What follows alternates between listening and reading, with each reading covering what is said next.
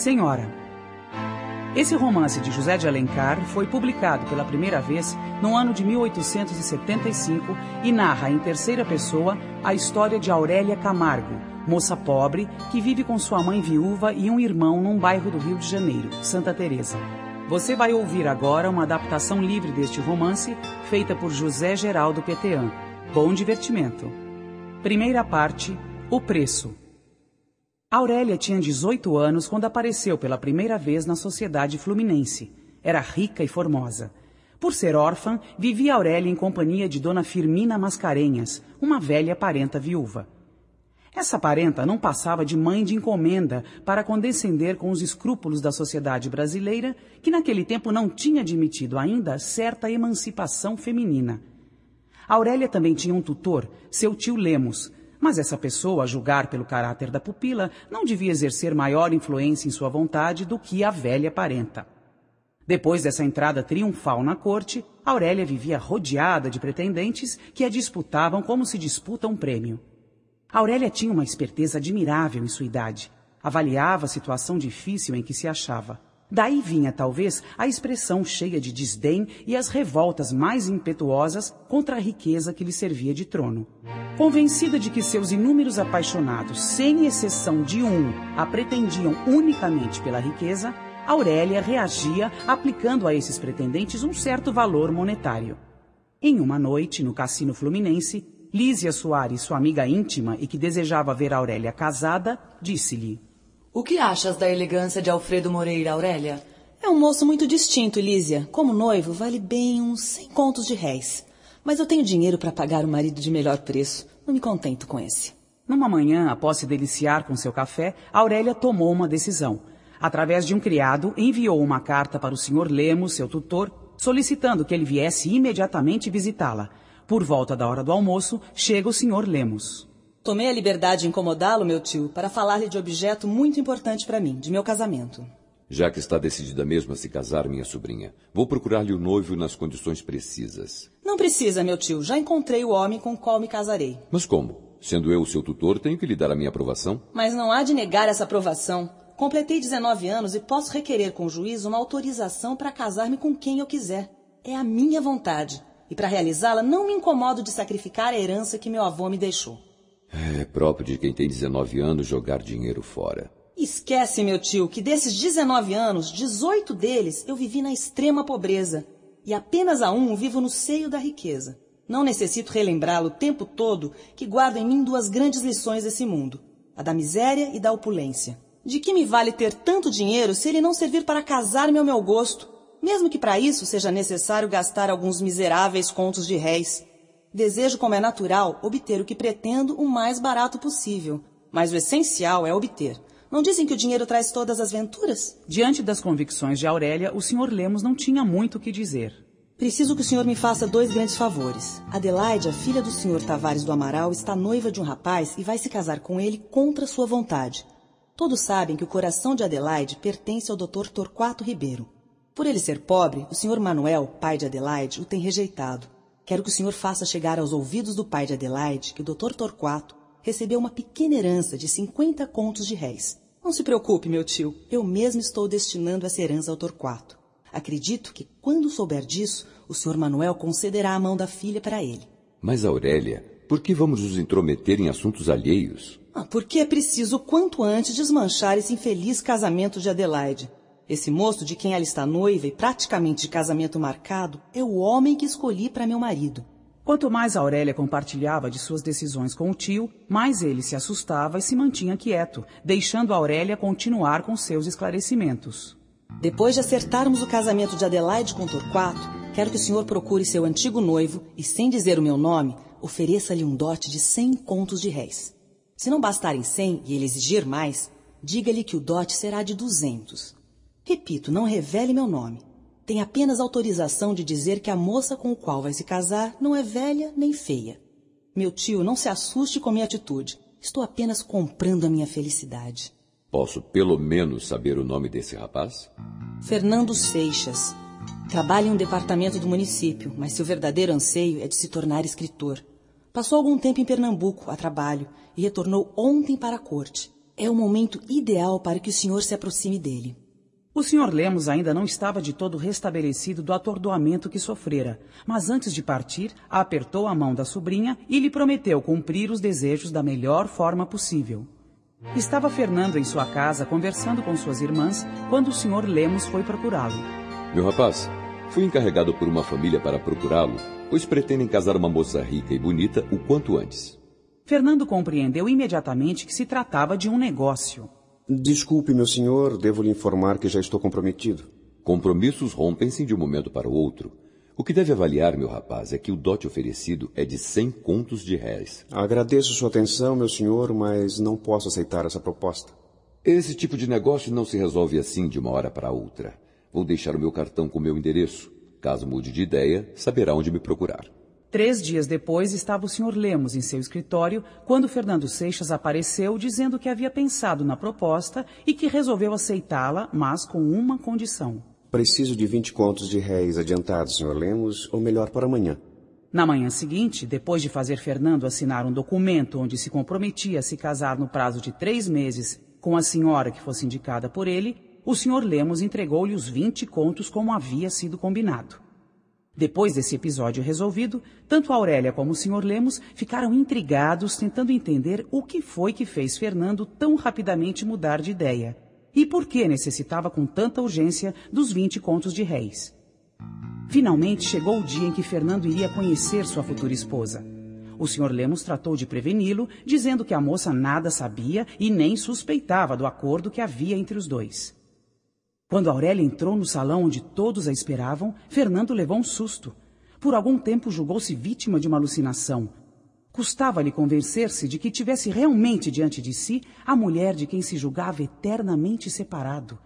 Vendo quanto Fernando se surpreendera, o Sr. Lemos perguntou: E então, que tal, Fernando? Nunca poderia supor que fosse ela.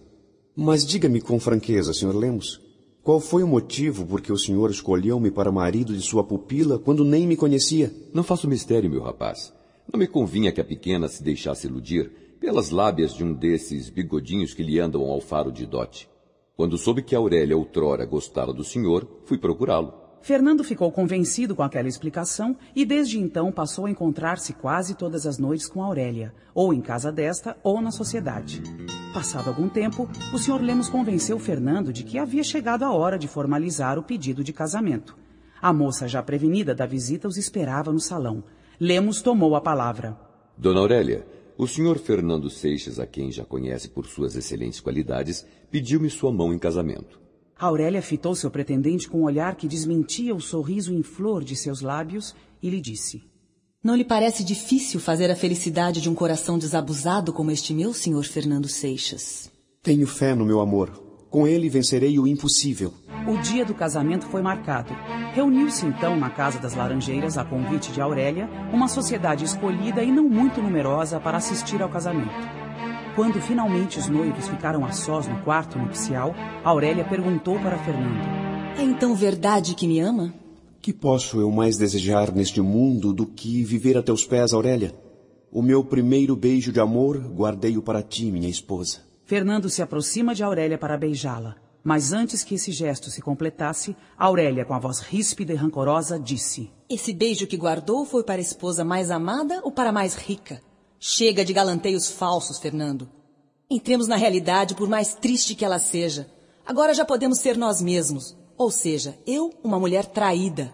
O senhor, um homem vendido. Vendido sim, não tem outro nome. Sou rica, muito rica, sou milionária. Precisava de um marido. Traste indispensável as mulheres honestas. O senhor estava no mercado, comprei-o. Custou-me 100 contos de réis, foi barato. Não se fez valer. Eu daria o dobro, o triplo, toda a minha riqueza por este momento. Aurélia, neste momento, mostra para Fernando o contrato que ele havia assinado perante o Sr. Lemos. Fernando ficou trespassado pelo cruel insulto, pela inenarrável humilhação. Segunda parte. Quitação. 2 anos antes desse singular casamento, vivia Aurélia com sua mãe, Dona Emília Camargo, e seu irmão Emílio, na rua de Santa Teresa. Quando moça, Dona Emília apaixonou-se por um estudante de medicina chamado Pedro de Souza Camargo, filho natural de um fazendeiro abastado de Minas. Nessa época, vivia Dona Emília na companhia de seu irmão mais velho, Manuel José Correia Lemos, que quando soube do interesse do jovem estudante por sua irmã, tratou de impedir o namoro por saber que o nobre fazendeiro não havia dado permissão para o rapaz cortejar Emília. Pedro, sabendo que Emília retribuía seus sentimentos, resolveu procurá-la às escondidas. Sua família me repele, Emília, porque sem a permissão do meu pai, não terei herança. Sou pobre. Se meu irmão te repele porque você é pobre, eu o aceito por essa mesma razão. 15 dias depois, Pedro Camargo foi até a casa do Sr. Lemos às escondidas e roubou-lhe a irmã. No dia seguinte, a família Lemos recebeu uma carta com a seguinte informação.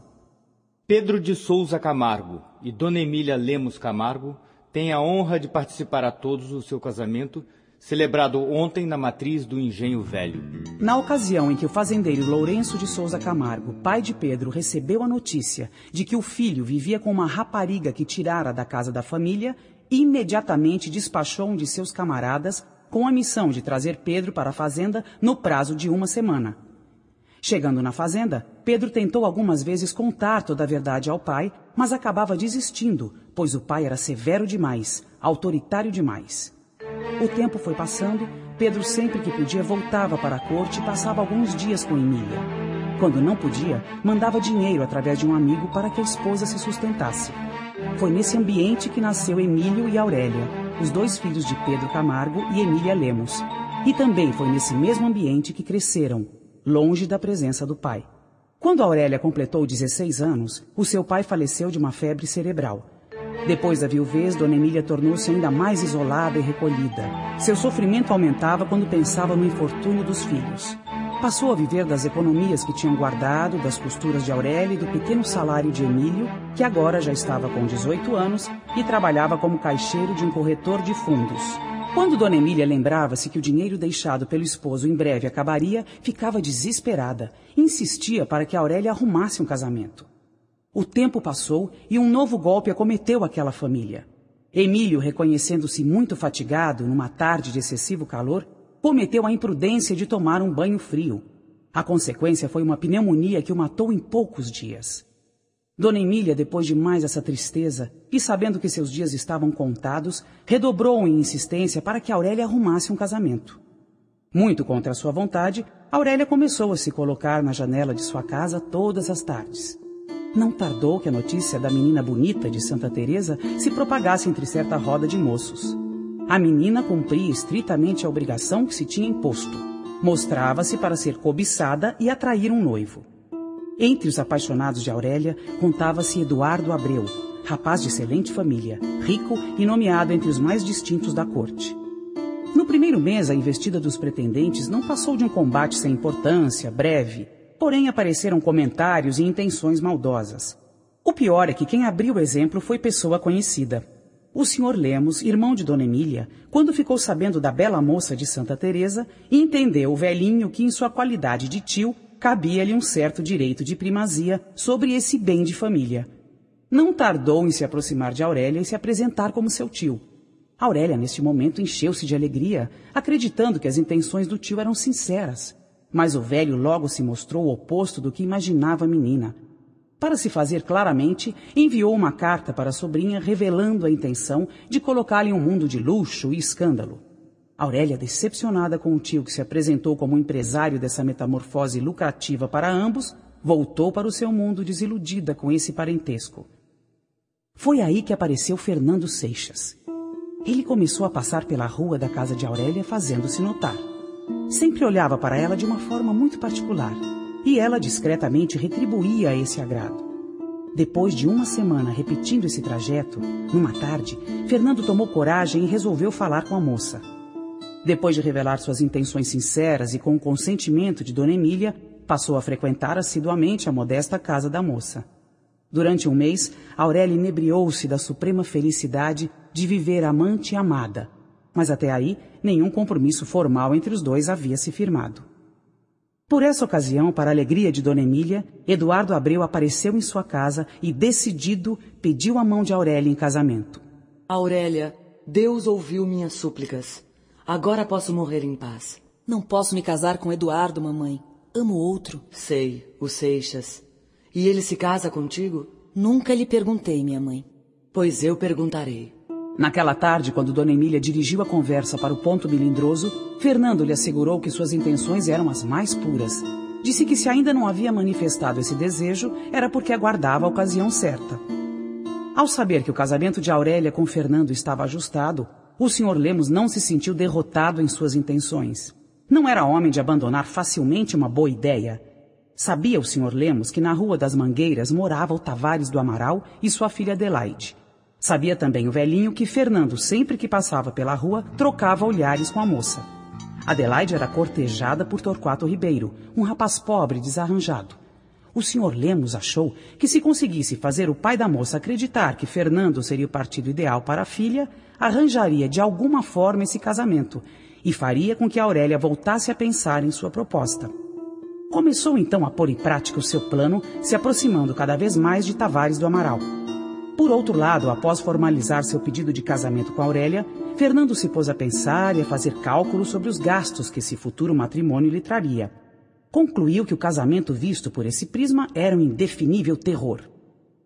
Nas visitas que Fernando continuava a fazer na casa de Aurélia, ela percebeu a mudança que se havia operado em seu noivo e perguntou o motivo.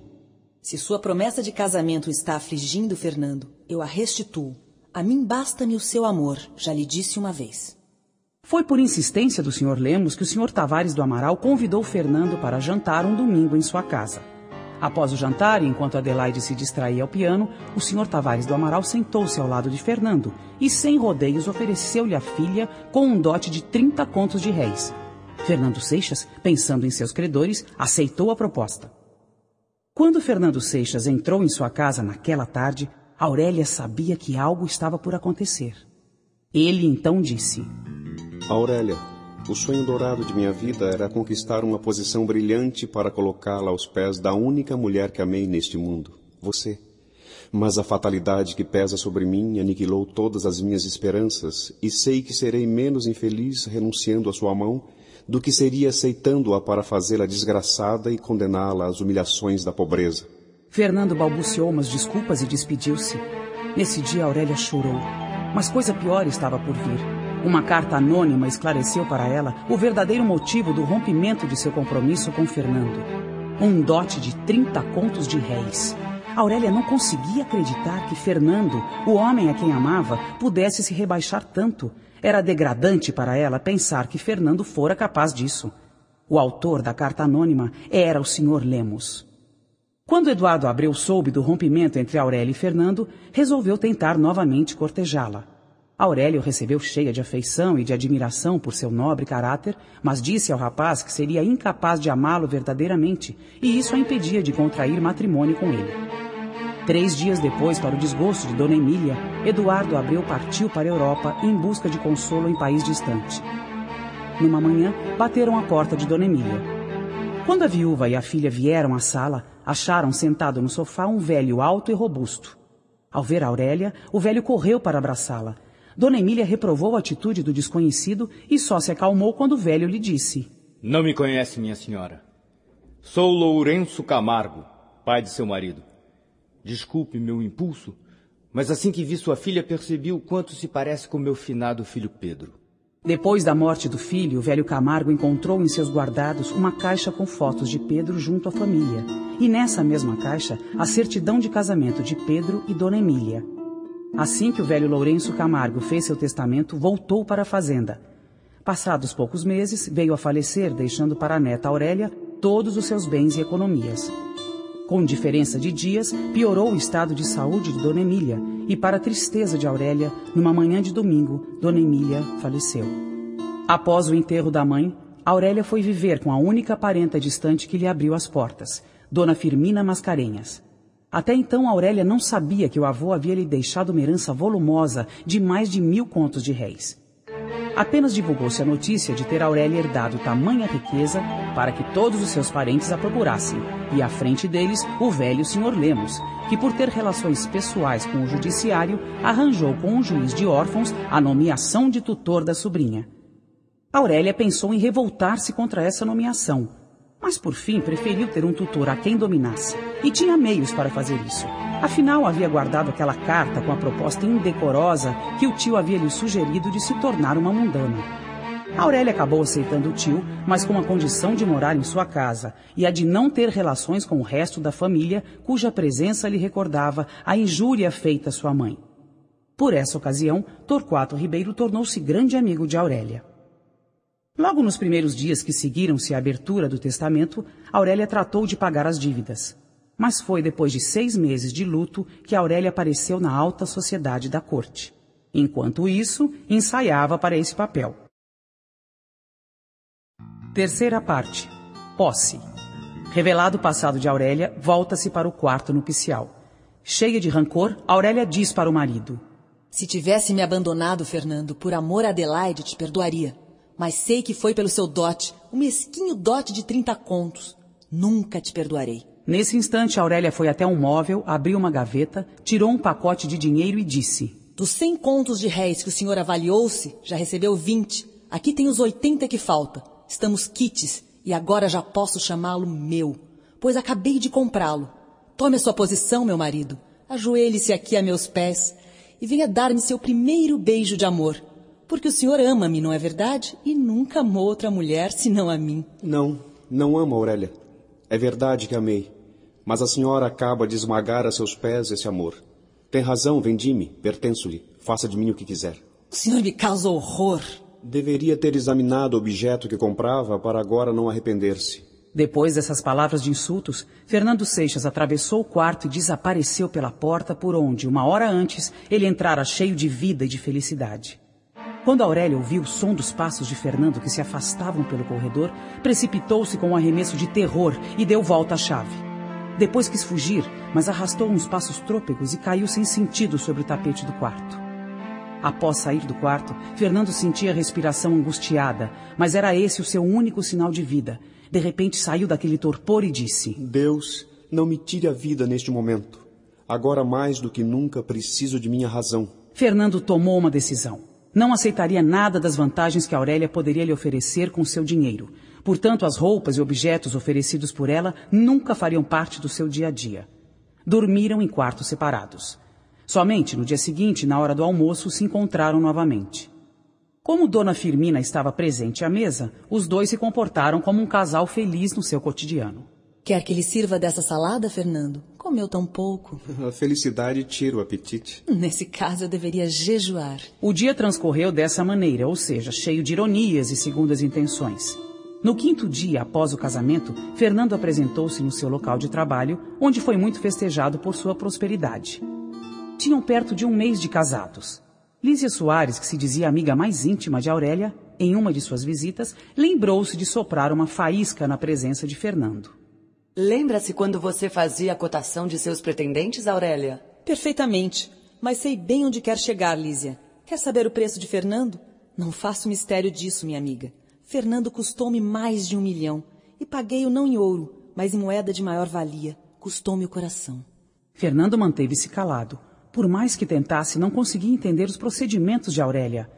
Aurélia, por sua vez, durante seus ímpetos de vingança, achava que depois do que havia ocorrido entre os dois na noite do casamento, só havia para o marido 2 meios de quebrar o jogo humilhante a que ela o tinha submetido: matá-la ou matar-se. Quando Fernando chegou do trabalho naquela tarde, Aurélia o esperava firme em sua decisão. A sorte recusou-me a felicidade que sonhei. Tive o capricho que nenhuma outra o possuiria enquanto estivesse viva, mas não pretendo condená-lo ao suplício dessa existência que estamos vivendo. Ao meio de nos libertarmos dessa cadeia que nos prende fatalmente. Lhe ofereço o divórcio. Pode tratar dele quando quiser. Então entende que depois de privar-me de minha liberdade, de me rebaixar ante minha própria consciência, de ter me transformado em um escravo, pretende aforrear-me? Agradeço, mas não posso aceitar. O que a senhora me oferece custou-lhe 100 contos de réis e receber esmola desse valor não é do meu feitio. Rejeita então minha proposta de divórcio? Exatamente. Melhor. Não poderá queixar-se pelo que vem a acontecer. Outro casamento efetuou-se por esse tempo. Foi o casamento de Dr. Torquato Ribeiro com Adelaide Amaral. Aurélia serviu de madrinha. Fernando foi obrigado a assistir a esse casamento. No altar estavam juntas as duas mulheres a quem ele traíra sucessivamente, e não arrebatado de paixão, mas seduzido pelo interesse. Estava Fernando pensando nisso, quando Aurélia murmurou-lhe ao ouvido. Mostre-se alegre, Fernando. Quero que todos acreditem que sou feliz a seu lado. Quero que o mundo me julgue feliz. O orgulho de ser invejada talvez me console da humilhação de nunca ter sido amada. Há de reconhecer que mereço essa compensação. Um dia Aurélia decidiu que iriam se divertir em um grande baile em São Clemente. No baile, Aurélia estava, como sempre, deslumbrante de formosura. Fernando a contemplava à parte, admirava sua beleza que enchia o salão como um esplendor. Um pouco antes do baile terminar, Aurélia fez um gesto para Fernando e os dois se retiraram do baile como um casal amoroso. Um carro os esperava na porta. Que linda noite! Veja como brilha aquela estrela. Aurélia distraidamente pegou a mão do marido e apontou-lhe a direção da estrela. O olhar que Aurélia dirigiu ao marido era envolto de um sorriso feiticeiro. Fernando não sabia o que fazer. Às vezes queria esquecer tudo para só lembrar-se de que era marido dessa mulher e que a tinha nos braços. Nessa noite, Aurélia em seu tocador tinha febre de paixão que a queimava. Passados alguns dias, Aurélia e Fernando recebem a visita de Torquato Ribeiro e Adelaide, sua esposa. Fernando conversava com a ex-noiva enquanto Aurélia recebia, através de Torquato, a notícia de que Eduardo Abreu havia tentado suicídio, pois estava em uma situação financeira complicada. Imediatamente Aurélia disse ao amigo: Torquato, quero salvar Eduardo dessa loucura. Diga-me o que fazer, que farei, Aurélia. Aurélia traça um plano para tentar ajudar Eduardo Abreu, mas enquanto falava com Torquato não conseguia desviar o olhar de Fernando e Adelaide. Após se despedirem dos amigos, Aurélia se aproximou do marido e disse de repente, sem olhá-lo: Acha que o ciúme é produzido pelo amor, Fernando? Assim pensam geralmente. Pois para mim o ciúme não nasce do amor, e sim do orgulho. Pode-se ter ciúme de um amigo, como de um traste de estimação ou de um animal favorito. Aurélia calou-se à espera da réplica. Como ela não veio, continuou. Um exemplo. Há pouco, quando vi o modo por que Adelaide lhe dava o braço, tive ciúmes do senhor. Entretanto, eu não o amo, bem sabe, e não o posso amar. Então quer dizer que o ciúme é o zelo do senhor pela coisa que lhe pertence? Depois dessa breve discussão, Fernando levantou-se de sua poltrona irritado e deixou Aurélia sozinha naquele ambiente. Passado algum tempo, Aurélia falou em voz alta. Tu me amas, Fernando. Um homem de fina educação como és só insulta uma mulher quando a ama. Tu me amas. Ainda poderemos ser felizes. Algumas semanas se passaram. Na sociedade, como em família, Aurélia descobria através de disfarces o olhar de Fernando sempre à sua procura. Ela começou a perceber que poucas mulheres tinham um esposo tão dedicado, preso à sua vida. Fernando não estava ausente senão quando estava no emprego. O resto do tempo passava-o em sua companhia, na intimidade doméstica. Aliás, assistia comovida à transformação de caráter que se fora operando em Fernando. Ela se sentia como um artista que modela a estátua de mármore. Foi no caminho para chegar à repartição que Fernando acabou encontrando um negociante, seu amigo conhecido. Era o Sr. Barbosa que, surpreso com o encontro, falou: Fernando Seixas, estimo muito encontrá-lo, pois tenho uma boa notícia para dar-lhe. Fernando mal pôde acreditar. Finalmente receberia uma grande quantia em dinheiro por um negócio que, segundo seu ponto de vista, já estava perdido. O ganho inesperado dessa quantia trazia para Fernando uma alegria incalculável. Deviam ser 11 horas quando chegou a Laranjeiras. Ao entrar em casa, Fernando viu Aurélia sentada e conversando de um modo animado com Eduardo Abreu. Quando Aurélia avistou o marido, ficou perturbada. Fernando, por sua vez, mal falou com Eduardo e, com a desculpa de procurar os documentos, saiu em direção ao seu gabinete. Aurélia, logo que o marido retirou-se da sala, estendeu a mão para Eduardo Abreu, dizendo-lhe adeus. Naquela tarde, quando Fernando retornou da repartição, encontrou Aurélia sentada em um banco rústico, na posição altiva e imperiosa de uma rainha que se prepara para receber seus súditos. Fernando sentou-se de frente a Aurélia e lhe disse: Não tenho e nunca tive, senhora, pretensões a seu amor. Também não tenho direito de pedir-lhe contas de seus sentimentos. Mas as liberdades que Eduardo Abreu tem tomado me causam repugnância. Quando eu era uma menina ingênua, Fernando, que não deixava a companhia de minha mãe, nunca fiquei só em presença de outro homem a não ser com aquele a quem amava. Este homem abandonou-me por outra mulher, ou melhor, por outra coisa. Mais tarde, encontrando-me só no mundo, fiz este homem casar-se comigo por dinheiro, sem a menor repugnância. Portanto, acho que seu pânico de escândalo vem tarde e fora de tempo. Assim julga-se dispensada de guardar qualquer reserva. Para o senhor e para o mundo, julgo-me dispensada de tudo. Sou senhora de mim e pretendo gozar da minha independência sem outras restrições. Eram 10 horas da noite. Aurélia, que se havia retirado mais cedo da saleta, estava em seu tocador, sentada em frente à elegante escrivaninha de araribá cor-de-rosa. A moça trazia, nessa ocasião, um roupão de cetim verde. Era o mesmo da noite do casamento, e que desde então ela nunca mais usara. Por uma espécie de superstição, lembrara-se de vesti-lo de novo. Como um pressentimento, sabia que naquela noite, afinal, o seu destino e a sua vida iam decidir-se. Fernando bateu à porta. Desejo falar-lhe. Entre. É a segunda vez que a vejo com este roupão. A primeira vez foi há 11 meses, por ocasião do nosso casamento. Recorda-se? De tudo. Naquela noite, quando a senhora exibiu o seu título de compra de um casamento de conveniência, fui humilhado. Se naquele momento tivesse os 20 contos de réis que havia recebido de seu tutor por adiantamento de dote, restituía-lhe seu dinheiro e recuperava a minha liberdade. A quantia que me faltava há 11 meses, eu a possuo finalmente. Tenho-a comigo. Trago-a aqui nesta carteira, e com ela venho negociar o meu resgate. Fernando abre a carteira, retira o cheque de 80 contos que havia guardado e um maço de notas com os 20 contos de réis que havia recebido do Sr. Barbosa.